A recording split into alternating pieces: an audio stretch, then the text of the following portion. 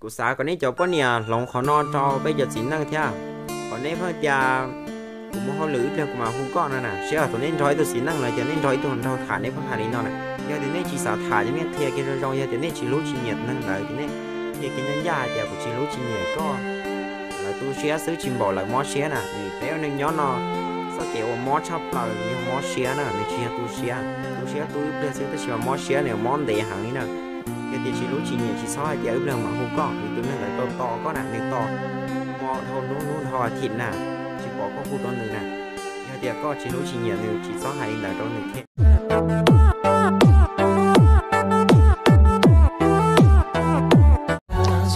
lên từ cáo của tôi luôn comment trò cá nó mà nó tê có trò cá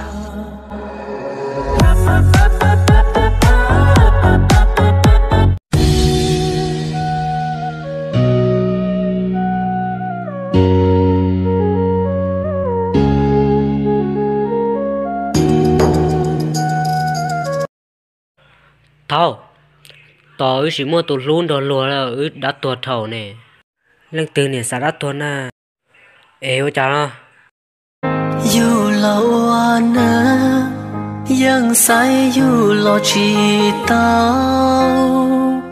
sợ gió ư sợ yêu chỉ tao ư theo đã tuột một nó là mò.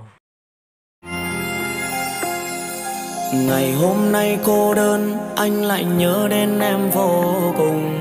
Giờ này em ra sao không biết em sống như thế nào.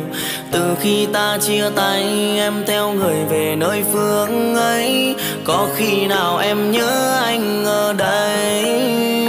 Ê, màn đêm vây quanh anh cần cái nắm tay thật chặt.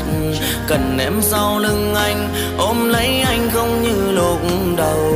Mình chia tay bao lâu nhưng kỷ niệm mình anh trốn giấu. Anh nhớ em người yêu cũ của anh. Người yêu anh không lý do và rồi ra đi không đắn đo.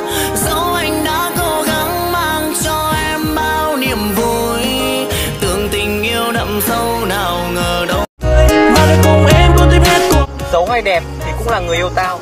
Mà đã là người yêu tao thì luôn luôn đẹp. Ngọt ngào hương thơm như tình yêu của đôi ta. Khi nắng ban mai ôm đầy xua màn đêm giữa phong ba. Trung thu năm nay tôi lại độc thân.